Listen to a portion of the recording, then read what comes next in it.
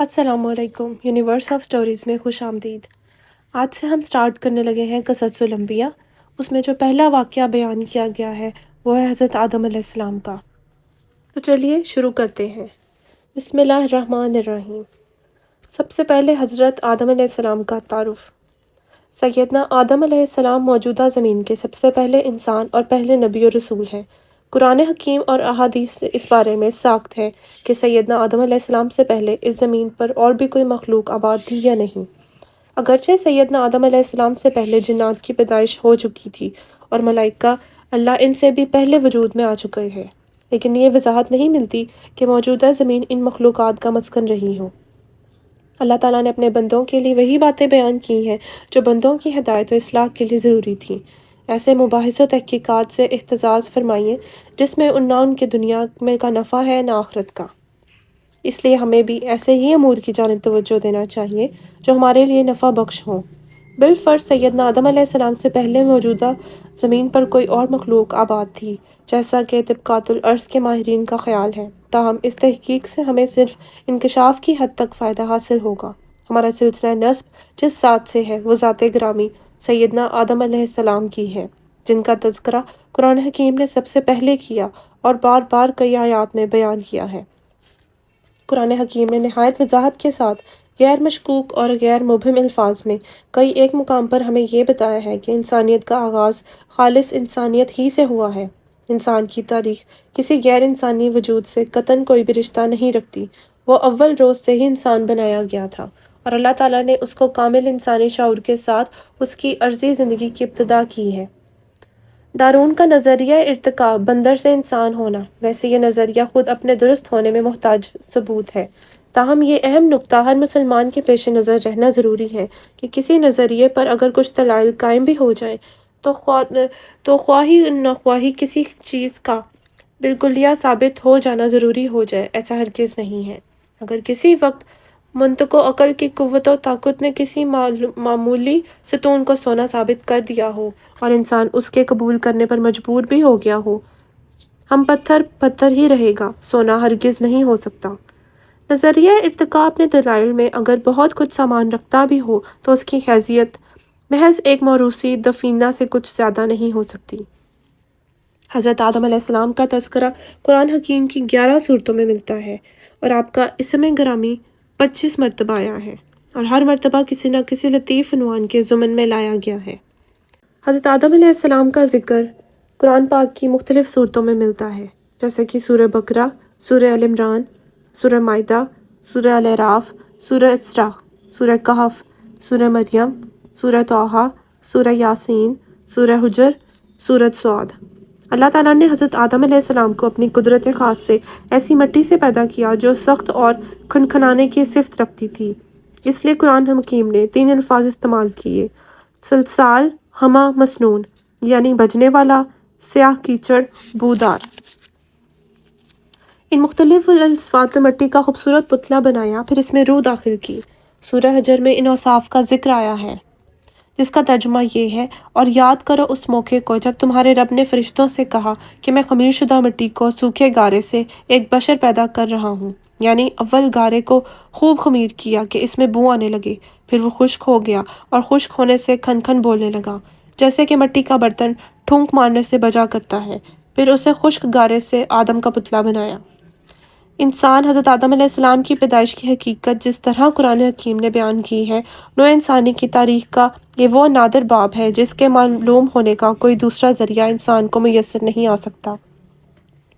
تخلیق انسانی کے اس آغاز کو تفصیلی کیفیت کے ساتھ سمجھنا انسانی عقل سے بالاتر ہے، کیونکہ حضرت آدم علیہ السلام اس طرح پیدا نہیں ہوئے جس طرح عام انسان پیدا ہوا کرتا ہے۔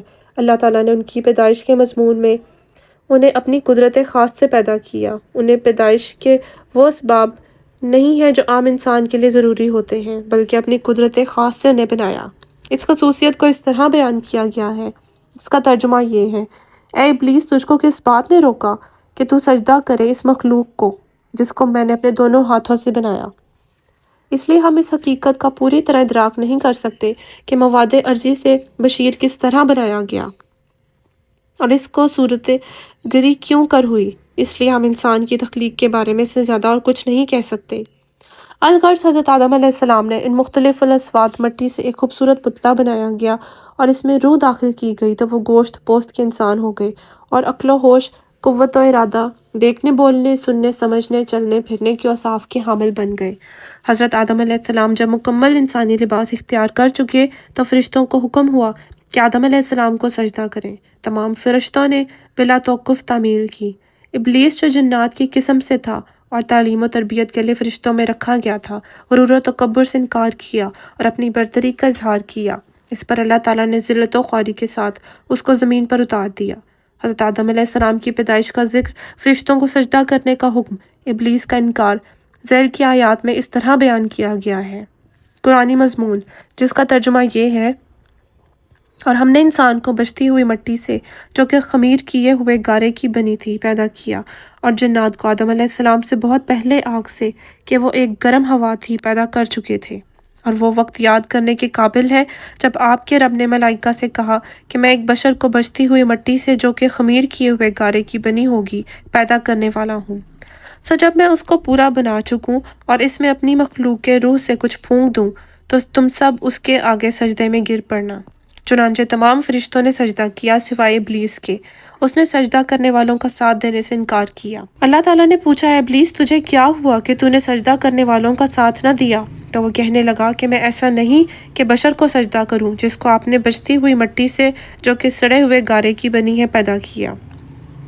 سورہ راف میں اس طرح تفصیل ملتی ہے جس کا ترجمہ یہ ہے: اور ہم نے تم کو پیدا کیا، پھر ہم نے تمہاری صورت بنائی، پھر ہم نے فرشتوں سے کہا کہ آدم کو سجدہ کرو، سو سب نے سجدہ کیا بجائے ابلیس کے، وہ سجدہ کرنے والوں میں شامل نہ تھا۔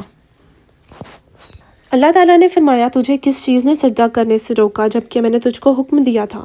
بولا، میں اس سے بہتر ہوں کیونکہ تو نے مجھے آگ سے پیدا کیا اور اس کو مٹی سے۔ فرمایا، تو آسمان سے اتر جا، تجھ کو کوئی حق حاصل نہیں کہ تو تکبر کرے آسمان میں رہ کر، لہٰذا نکل جا، بے شک تو ذلیلوں میں شمار ہونے لگا۔ ایک اور سورہ کہف کی آیت کا ترجمہ ہے: اور جب ہم نے فرشتوں کو حکم دیا تھا کہ آدم علیہ السلام کو سجدہ کرو تو انہوں نے سجدہ کیا مگر ابلیس نے نہ کیا، وہ جنوں میں سے تھا، سو اس نے اپنے رب کے حکم سے خروج کیا۔ سورہ بقرہ کی ایک اور آیت کا ترجمہ ہے: اور جس وقت حکم دیا ہم نے فرشتوں کو کہ سجدہ کرو آدم کو، سو سب نے سجدہ کیا سوائے ابلیس کے، اس نے کہنا نہ مانا اور غرور میں آ گیا اور ہو گیا کافروں میں سے۔ اور ہم نے آدم علیہ السلام سے کہا، اے آدم علیہ السلام، تم اور تمہاری بیوی دونوں جنت میں رہو، جس طرح چاہو کھاؤ پیے، امن کی زندگی بسر کرو، مگر اس درخت کے قریب نہ جانا ورنہ ظالموں میں شمار ہوگی۔ سورہ سعد آیت کا ترجمہ یہ ہے: اور وہ وقت یاد کرو جب تیرے پروردگار نے فرشتوں سے کہا کہ میں مٹی سے ایک بشر پیدا کرنے والا ہوں، پھر جب میں اس کو پوری طرح بنا لوں اور اس میں اپنی مخلوق روح سے کچھ پھونک دوں تو سب فرشتے اس کے لیے سربسجود ہو جائیں۔ بس سب ہی نے سجدہ کیا مگر ابلیس نہ مانا، گھمنڈ کیا اور وہ اعلیٰ کافروں میں تھا۔ ابلیس کا مناظرہ۔ اللہ تعالیٰ نے ابلیس سے جواب لینے کے لیے پوچھا کہ تجھ کو کس چیز نے سجدہ کرنے سے روکا؟ اللہ تعالیٰ کا یہ سوال اپنے جاننے کے لیے نہ تھا بلکہ ابلیس پر اپنی حجت پوری کرنے کے لیے تھا۔ ابلیس نے جواب دیا، اس بات نے کہ میں آدم علیہ السلام سے بہتر ہوں کیونکہ تو نے مجھے آگ سے پیدا کیا اور آدم علیہ السلام کو مٹی سے۔ ظاہر ہے آگ مٹی سے افضل ہے کیونکہ مٹی ہمیشہ پستی کی طرف جاتی ہے اور آگ بلندی اور رفعت چاہتی ہے، اور ہر بلند اپنے کمتر سے افضل ہوا کرتا ہے۔ بھلا میں افضل و اعلیٰ ہو کر بھی آدم علیہ السلام جیسے کم درجہ مخلوق کو سجدہ کروں اور اس کی تعظیم بجا لاؤں؟ میرے نزدیک یہ عقل و دانش کا فیصلہ نہیں۔ یہ تھا خلاصہ ابلیس کی حجت و دلیل کا، جس نے اپنے ہی رب کے مقابلہ کرنا شروع کر دیا۔ علم جب ناقص ہوتا ہے تو کس بات کو ثابت کرنے کے لیے کمزور اور بودے سہارے پہاڑ کی طرح بلند و مضبوط نظر آتے ہیں۔ ابلیس کے ناقص علم نے اس کو ایسے ہی رہنمائی کی اور وہ گمراہی کی طرف چل پڑا۔ آگ و خاک کا تقابل جس انداز سے کیا گیا ہے، اگر وہ اپنی جگہ درست بھی ہو جائے تب بھی جرم اپنی جگہ باقی ہے۔ سوال اپنے افضل و غیر افضل کا نہیں تھا بلکہ اطاعت الہی کا تھا۔ حکم یہ دیا گیا تھا کہ ہمارے حکم کی تعمیل کرو، اس میں چھوٹا بڑا، اعلیٰ و کمتر سب یکساں ہیں۔ چنانچہ اس حکم میں ملائے اعلیٰ کے فرشتے بھی شامل تھے جو دیگر فرشتوں سے اعلیٰ و افضل ہیں۔ سبھی نے سجدہ کیا۔ حکم کی علت اگر کمتر یا برتر ہوتی تو ملائے اعلیٰ کے فرشتوں کو سجدہ نہ کرنا چاہیے تھا۔ ابلیس کا یہ مناظرہ ان آیات میں اس طرح بیان کیا گیا ہے۔ سورہ حجر کی آیت جس کا مفہوم یہ ہے اللہ نے فرمایا، اے ابلیس، تجھے کیا ہوا کہ سجدہ کرنے والوں میں شامل نہ ہوا؟ کہا، مجھ سے یہ نہیں ہو سکتا کہ ایسے بشر کو سجدہ کروں جسے تو نے خمیر اٹھے ہوئے گارے سے بنایا، جو سوکھ کر بجنے لگتا ہے، یعنی آدم کم درجہ مخلوق ہے اور میرا درجہ اس سے بڑا ہے۔ حکم ہوا تو یہاں سے نکل جا کہ تو دھتکارا ہوا ہے اور روز جزا تک تجھ پر لعنت ہوتی رہے گی۔ سورہ راف میں اس طرح آیا ہے۔ ترجمہ: اللہ نے فرمایا، کس بات نے تجھ کو سجدہ کرنے سے منع کیا جبکہ میں نے تجھ کو حکم دیا تھا؟ کہا، اس بات نے کہ میں آدم علیہ السلام سے بہتر ہوں۔ تو نے مجھے آگ سے پیدا کیا اور اس کو مٹی سے۔ فرمایا، اچھا تو یہاں سے نیچے اتر، تجھے حق نہیں کہ یہاں بڑائی کا گھمنڈ کرے۔ نکل جا کہ در حقیقت تو ان لوگوں میں سے ہے جو خود اپنی ذلت چاہتے ہیں۔ درازی عمر کی درخواست۔ بہتر خطا کار وہ ہے جو فوری توبہ کر لے۔ ابلیس کے جواب سے معلوم ہوتا ہے کہ اس کا انکار کرنا بھول یا غفلت کا نتیجہ نہ تھا، دیدہ و دانستہ ارتکاب جرم تھا۔ جرم کی پاداش میں جنت سے اتر جانے کا غضبناک حکم سن کر تو بے توبہ و ندامت کی بجائے اللہ تعالیٰ سے صدا کرنے لگا کہ قیامت تک میری عمر دراز کر دی جائے اور مجھے ایسی طاقت و قدرت دے دی جائے کہ اولاد آدم کو ہر طور و طریقے سے گمراہ کر سکوں۔ اللہ تعالیٰ کے علم و حکمت کا بھی یہی فیصلہ تھا کہ بنی آدم کی آزمائش کے لیے اس کو لمبی مہلت دی جائے۔ چنانچہ اس کی یہ درخواست منظور کر لی گئی۔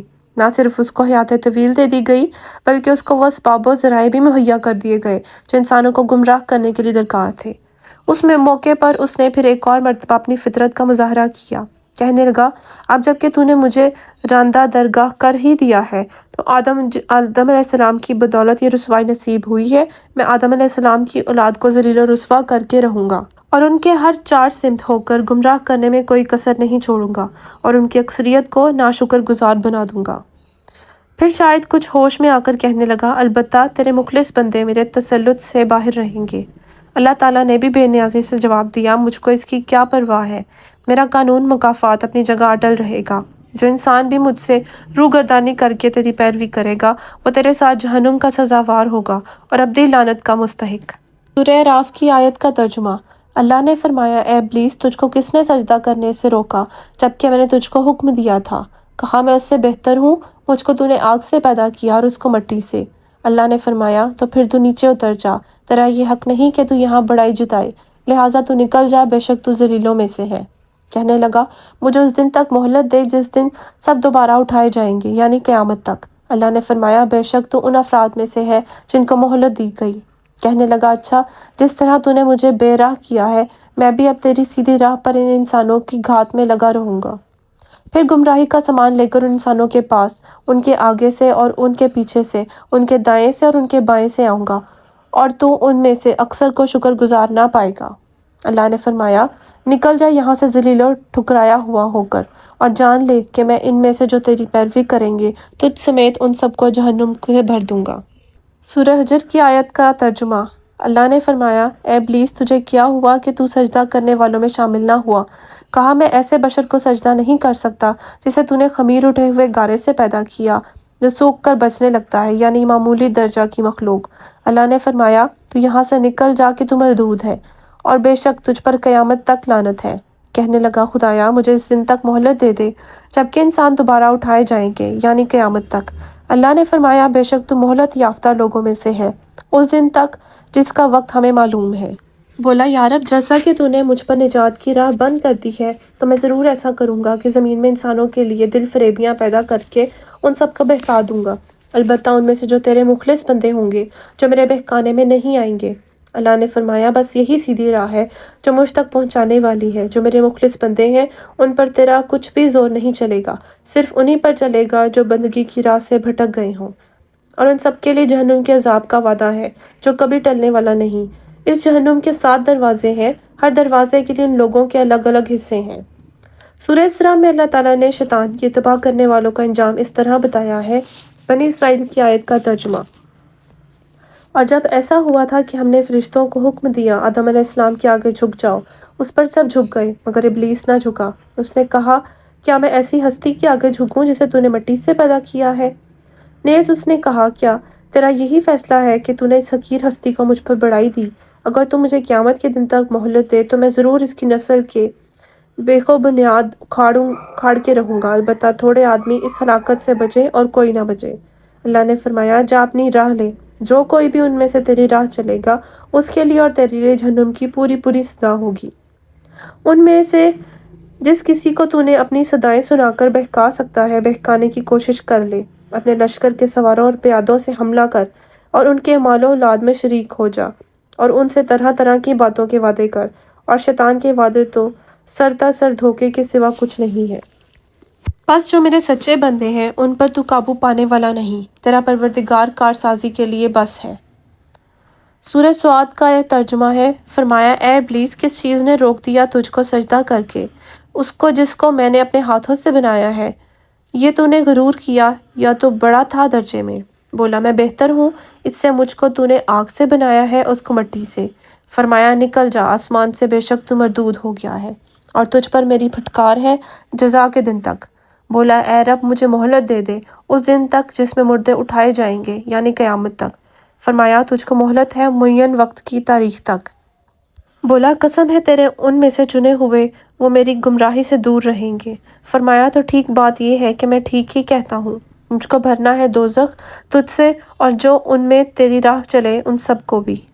خلافت عرضی۔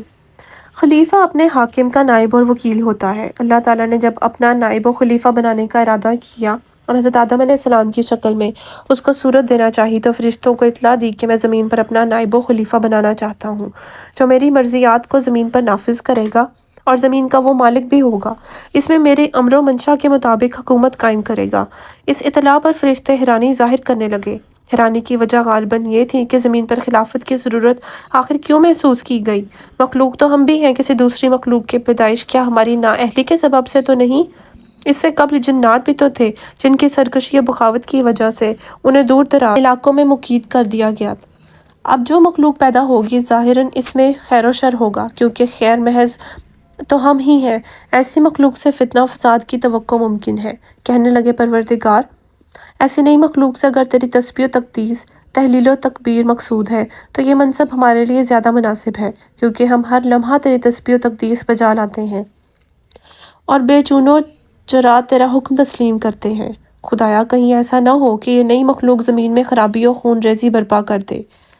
بار الہی تیرا یہ فیصلہ سر آنکھوں پر، لیکن اس کی آخر کیا حکمت و مصلحت ہوگی؟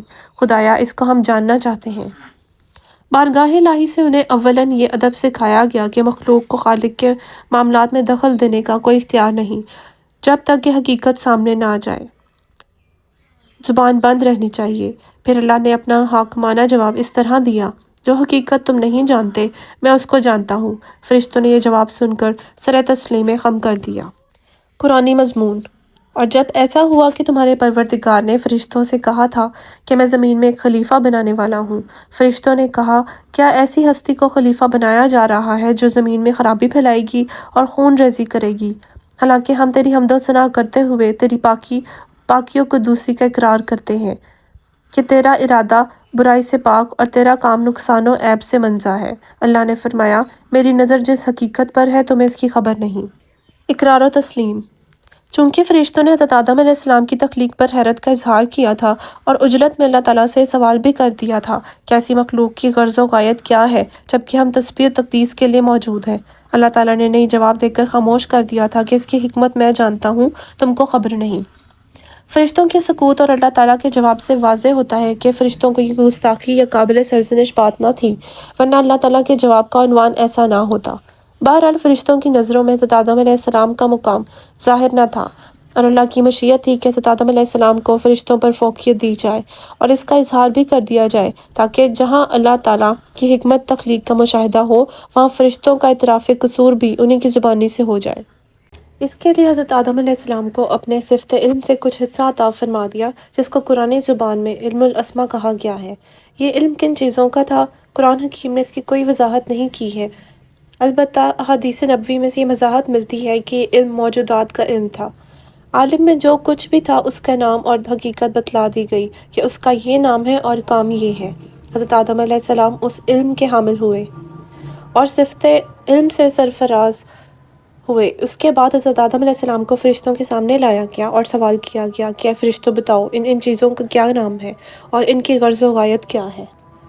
اللہ تعالیٰ کا یہ سوال بائنا وہی سوال تھا جس کو فرشتوں نے اللہ تعالیٰ سے کیا تھا، یعنی تخلیق آدم کی غرض و غایت کیا ہے۔ اللہ تعالیٰ کا یہ سوال فرشتوں کے لیے بالکل نئی بات تھی اور وہ ان چیزوں سے قطعاً ناواقف تھے۔ فوراً بول اٹھے، یا الہی، تو ہر عیب سے پاک ہے، ہمیں تو صرف اتنا ہی علم ہے جو تو نے ہمیں بخشا ہے، تو ہی ہر بات پر قدرت والا اور حکمت والا ہے۔ اس کے بعد تمام فرشتوں نے حضرت آدم علیہ السلام کو سجدہ کیا اور حضرت آدم علیہ السلام کی فضیلت کا اعتراف بھی کیا۔ فرشتوں سے یہ اعتراف کروانا ویسے بھی بغیر کسی حجت و آزمائش کے ممکن تھا، لیکن یہ بات سوال و جواب کی حدود میں آ گئی تھی، اس لیے حضرت آدم علیہ السلام کی فضیلت کو دلیل و برہان سے واضح کر دیا گیا۔ سورہ بقرہ کی آیت کا ترجمہ ہے، اور اللہ نے آدم علیہ السلام کو ساری چیزوں کے نام سکھا دیے، پھر انہیں فرشتوں کے سامنے پیش کیا اور فرمایا، اور اگر تمہارا خیال صحیح ہے کہ کسی خلیفہ کے تقرر سے انتظام بگڑ جائے گا تو ذرا ان چیزوں کے نام بتاؤ۔ فرشتوں نے عرض کیا، عیب سے پاک تو آپ کی ہی ذات ہے، ہم تو بس اتنا ہی علم رکھتے ہیں جتنا آپ نے ہم کو دیا ہے، حقیقت میں سب کچھ جاننے اور سمجھنے والا آپ کے سوا اور کوئی نہیں۔ اللہ نے آدم علیہ السلام سے کہا، اے آدم علیہ السلام، تم ان چیزوں کے نام انہیں بتاؤ۔ جب آدم نے ان سب کے نام بتا دیے تو اللہ نے فرمایا، اے فرشتوں، میں نے تم سے کہا تھا کہ میں آسمانوں اور زمین کی ساری حقیقتیں جانتا ہوں، جو تم سے مخفی ہیں، جو کچھ تم ظاہر کرتے ہو وہ بھی مجھے معلوم ہے، اور جو کچھ تم چھپاتے ہو اسے بھی میں جانتا ہوں۔ جنت کا قیام۔ فرشتوں کے اقرار کے بعد حضرت آدم علیہ السلام کو جنت میں سکونت دے دی گئی، وہ اس میں ایک عرصے تک راحت و سکون کی زندگی بسر کرتے رہے، لیکن چنانچہ انسان تھے، مسلسل تنہائی اور ایکتائی کی وجہ سے وحشت و تنگی محسوس کرنے لگے۔ اللہ علیم و خبیر نے حضرت آدم علیہ السلام کے لیے ایک ہمدم و مونس حضرت حوا کی شکل میں پیدا فرما دیا۔ حضرت آدم علیہ السلام اپنا مونس و رفیق حیات پا کر بے حد مسرور ہوئے اور وہ تنہائی کی غفلت جاتی رہی۔ اسی طرح حضرت آدم علیہ السلام کے سکون قلب کا انتظام ہو گیا۔ تخلیق حوا کی تفصیل آگے آ رہی ہے۔ حضرت آدم علیہ السلام اور حضرت حوا کو عام اجازت تھی کہ وہ جنت کے جس حصے میں چاہیں قیام کریں، ساری آسائشیں مہیا تھیں، جس کو نہ کسی آنکھ نے دیکھا، نہ کان نے سنا، اور نہ کسی کے قلب پر اس کا تصور آ سکتا تھا۔ اس مکمل عیش و فراوانی کے باوجود اللہ تعالیٰ نے ایک خاص درخت کے قریب جانے سے منع بھی کر دیا تھا، اور یہ بھی تنبیہ کر دی تھی کہ اگر اس کے خلاف ہوا تو یہ ظلم کی بات ہوگی، اور آگاہ بھی کر دیا تھا کہ شیطان تم دونوں کا دشمن ہے، کہیں تم کو نافرمانی میں مبتلا نہ کر دے۔ حضرت آدم علیہ السلام اللہ تعالیٰ کے برگزیدہ بندے تھے، ان سے ارادتاً ایسی کوئی بات ممکن نہ تھی، لیکن خطا و نسیان بہرحال ہر بشر میں فطرتاً موجود تھے۔ حضرت آدم علیہ السلام ایک عرصے تک اطمینان و بے فکری سے جنت میں مقیم رہے۔ ابلیس اس دن سے اس طاق میں تھا کہ حضرت آدم علیہ السلام سے اپنا انتقام لے۔ اس نے کسی طرح آدم علیہ السلام اور حضرت حوا کے دل میں یہ وسوسہ ڈالا کہ یہ شجرۃ الخلد ہے، اس کا پھل کھانا گویا جنت میں ابدی زندگی کا ضامن ہے، اور یہ زندگی کی علامت ہے اس بات کی کہ اللہ تعالیٰ آپ سے ہمیشہ راضی ہے اور راضی رہے گا، اور یہ عالم ابدی عالم ہے جو کہ ختم نہ ہونے والا ہے۔ پھر اس پر مزید دھوکہ دینے کے لیے اللہ تعالیٰ کی بڑی بڑی قسمیں کھانا اور اپنا خیر خواہ مخلص ہونا ظاہر کیا۔ اس دھوکے سے آدم علیہ السلام حضرت حوا کو اس درخت تک لے آیا۔ حضرت آدم علیہ السلام وقتی طور پر یہ بھول گئے کہ اللہ تعالیٰ کا یہ حکم امتناعی قسم کا ہے، اور نہ اس جانب ذہن گیا کہ یہ کوئی حکم دائمی حیثیت رکھتا ہے۔ پھر جنت کے دائمی قیام کی خواہش اور قرب الہی کے شوق نے ان کے پائے ثبات میں لرزش پیدا کی۔ دونوں نے اس درخت کا پھل کھا لیا، کھانا تو درکنار صرف چکھنا ہی تھا کہ بشری لوازم ابھرنے لگے، دونوں اپنے جسم کی اچانک برہنگی محسوس کرنے لگے۔ جنت کا وہ لباس جو دونوں کے لیے زینت و ستر پوشی کا کام دیتا تھا اتر گیا، گھبرا کر درخت کے پتوں سے اپنا بدن ڈھانکنے لگے۔ یہ حالت اس لرزش کی پاداش تھی جو اس شکل میں نمودار ہوئی تھی۔ اس پر کچھ دیر بھی نہ ہونے پائی تھی کہ اللہ تعالیٰ کا عتاب آمیز خطاب نازل ہوا۔ حضرت آدم علیہ السلام سے پوچھا گیا کہ اے آدم، کیا میں نے تم دونوں کو درخت کے قریب ہونے سے منع نہ کیا تھا؟ اور کیا میں نے تمہیں یہ تنبیہ نہ کی تھی کہ شیطان تم دونوں کا دشمن ہے؟ آدم علیہ السلام کو فوراً احساس ہوا کہ غلطی سرزد ہو گئی اور دشمن شیطان نے اپنا کام پورا کر دیا۔ فوری اور بغیر کسی توقف سجدے میں گر پڑے، ندامت اور اعتراف کے ساتھ اس طرح گویا ہوئے، اے ہمارے پروردگار، ہم نے اپنی جانوں پر ظلم کر لیا ہے۔ اگر آپ نے اپنے فضل و کرم سے ہمیں معاف نہ فرمایا اور ہم پر رحم نہ فرمایا تو ہم خسارے والوں میں ہو جائیں گے۔ اللہ تعالیٰ جو دلوں کے بھیدوں تک کو خوب جانتا ہے، حضرت آدم علیہ السلام اور حضرت حوا کے پاکی قلب کو اچھی طرح جانتا تھا۔ عذر کی خوبی اور عزم و ارادے سے خالی خطا و لرزش کو جان کر دونوں کو معاف کر دیا، اور یہ بھی ظاہر کر دیا گیا کہ اس عمل میں حضرت آدم علیہ السلام بالکل معصوم ہیں۔ لیکن چونکہ علم الہی میں وہ وقت آ چکا تھا کہ زمین کو انسانی معمورہ بنایا جائے، حضرت آدم علیہ السلام کو اللہ کی اس زمین پر پہلا خلیفہ اللہ قرار دیا جائے۔ اس خوشخبری کے ساتھ حضرت آدم علیہ السلام اور ان کی بیوی حضرت حوا کو زمین پر اتار دیا گیا، اور انہیں ہدایت بھی دی گئی کہ زمین پر بھی تمہارا اور تمہاری اولاد کا دشمن ابلیس موجود رہے گا، اور تم کو اس سے بچ کر صراط مستقیم پر قائم رہنا ہوگا۔ قرآنی مضمون۔ پھر ایسا ہوا کہ ہم نے آدم علیہ السلام سے کہا، اے آدم علیہ السلام، تم اور تمہاری بیوی دونوں جنت میں رہو، جس طرح چاہو کھاؤ پیو، امن و چین کی زندگی بسر کرو، مگر دیکھو وہ جو ایک درخت ہے، کبھی اس کے قریب نہ ہونا، ورنہ تم دونوں حد سے تجاوز کرنے والے ہوگے۔ پھر کیا تھا کہ شیطان کی وسوسہ اندوزی نے ان دونوں کے قدم ڈگمگا دیے، اور یہ اسی کا نتیجہ تھا کہ ان کو راحت و سکون کی زندگی سے نکلنا پڑا۔ اللہ کا حکم ہوا کہ یہاں سے چلو، تم میں سے ہر ایک دوسرے کا دشمن ہوگا، اب تمہیں زمین پر رہنا ہے ایک خاص وقت کے لیے جو علم الہی میں مقرر ہے، اور اس قیام سے فائدہ اٹھانا ہے۔ پھر ایسا ہوا کہ آدم علیہ السلام نے اپنے پروردگار کے القاء سے چند کلمات حاصل کر لیے جو قبولیت دعا کے لیے مفید تھے۔ بس اللہ نے ان کی توبہ قبول فرما لی، اور بلا شبہ وہی رحمت والا درگزر کرنے والا ہے، لیکن جس زندگی سے وہ نکل چکے تھے وہ دوبارہ نہیں مل سکتی تھی۔ لہٰذا ہمارا حکم ہوا، اب تم سب یہاں سے زمین پر اتر جاؤ، لیکن یاد رکھو جب کبھی ہماری طرف سے کوئی ہدایت تمہارے پاس پہنچے تو جو لوگ میری اس ہدایت کی پیروی کریں گے ان کے لیے کوئی خوف و رنج نہ ہوگا، اور جو لوگ اس کو قبول کرنے سے انکار کریں گے اور ہماری آیات کو جھٹلائیں گے وہ آگ میں جانے والے لوگوں ہیں جہاں وہ ہمیشہ رہیں گے۔ سورہ راف میں اس واقعے کو اس طرح بیان کیا ہے جس کا ترجمہ یہ ہے، اور اے آدم علیہ السلام، تم اور تمہاری بیوی اس جنت میں رہو جہاں جس چیز کو تمہارا جی چاہے کھاؤ پیو، مگر اس درخت کے قریب نہ ہونا، اور نہ زیادتی کرنے والوں میں ہو جاؤ گے۔ پھر شیطان نے ان کے دلوں میں وسوسہ ڈالا تاکہ ان کا ستر جو ان سے چھپا ہوا تھا ان پر کھول دے۔ ان سے کہا، تمہارے رب نے تمہیں جو اس درخت سے روکا ہے اس کی وجہ سوائے اس کے اور کچھ نہیں کہ تم فرشتے بن جاؤ گے، یعنی اس کے کھانے سے یا تمہیں جنت کی دائمی زندگی حاصل ہو جائے گی۔ اور اس نے قسم کھا کر ان سے کہا کہ میں تمہارا سچا خیر خواہ بھی ہوں۔ اس طرح دھوکہ دے کر ان دونوں کو درخت کے قریب لے آیا۔ آخرکار دونوں نے اس درخت کا مزہ چکھا تو ان کے ستر ایک دوسرے کے سامنے کھل گئے، اور دونوں اپنے جسموں کو جنت کے پتوں سے ڈھانکنے لگے۔ تب ان کے رب نے انہیں پکارا، کیا میں نے تمہیں اس درخت سے نہ روکا تھا، اور کیا میں نے نہ کہا تھا کہ شیطان تمہارا کھلا دشمن ہے؟ دونوں آدم اور حوا فریاد کرنے لگے، اے ہمارے رب، ہم نے اپنے اوپر ظلم کیا ہے، اگر آپ نے ہم سے درگزر نہ فرمایا اور رحم نہ کیا تو یقیناً ہم خسارہ والے ہو جائیں گے۔ اللہ نے توبہ قبول کرنے کے بعد فرمایا، تم سب زمین پر اتر جاؤ، تم میں بعض کا دشمن ہوگا، اور تمہارے لیے خاص مدت تک زمین ہی پر جائے قرار اور سامان زینت رہے گا، وہیں تم کو جینا اور وہیں مرنا ہے، اور اسی میں سے تم کو مرنے کے بعد اٹھایا جائے گا۔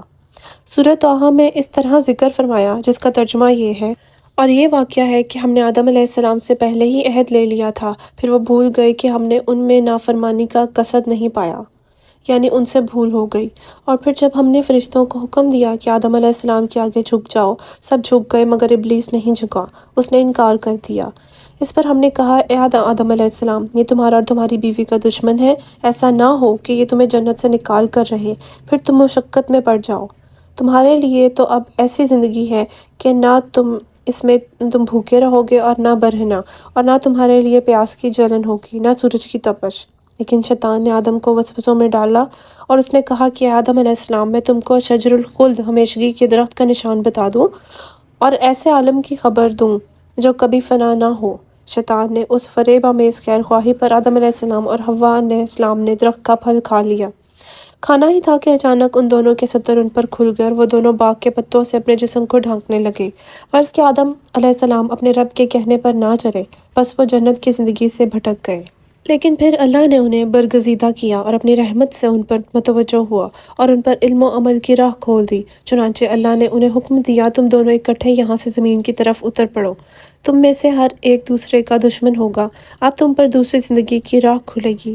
پھر اگر میری طرف سے تمہاری نسل کے پاس کوئی پیغام ہدایت آئے تو اس بارے میں میرا قانون یاد رکھو، جو کوئی میری ہدایت پر چلے گا وہ نہ راہ سے بے راہ ہوگا اور نہ دکھ میں پڑے گا۔ نتائج و عبر۔ تاریخ پیدائش۔ یہ بات واضح ہے کہ حضرت آدم علیہ السلام کا وجود گرامی قبل تاریخ کا واقعہ ہے، اس لیے تاریخ کی روشنی میں اس مسئلے پر غور کرنے کا کوئی سوال ہی پیدا نہیں ہوتا۔ البتہ تحقیق جدید کی بنیاد پر قیاس و تخمین سے کام لیا جا سکتا ہے۔ چنانچہ طبقات الارض کے ماہرین نے اپنے علم و اندازے سے چند ایک قیاس قائم کیے ہیں۔ ان پر نہ کوئی قطعی رائے قائم کی جا سکتی ہے، نہ کوئی قابل لحاظ ترجیح دی جا سکتی ہے۔ علامہ سبکی نے یوم جمعہ کو یوم تخلیق آدم قرار دیا ہے۔ حدیث مسلم میں بھی اس کی تائید کرتی ہے۔ جمعے کے دن آدم علیہ السلام پیدا کیے گئے۔ البتہ اس بارے میں کہ زمین و آسمان کی تخلیق کے کتنے عرصے بعد حضرت آدم علیہ السلام کی تخلیق ہوئی، قرآن حکیم اور احادیث صحیح بالکل ساخت ہیں، اور صحیح فیصلہ یہی ہے کہ جس بات کو اللہ رسول نے مخفی رکھا اس کے ہم بھی در پہ نہ ہوئے، اور یہی علم و دانش دین و دینیات کا تقاضا بھی ہے۔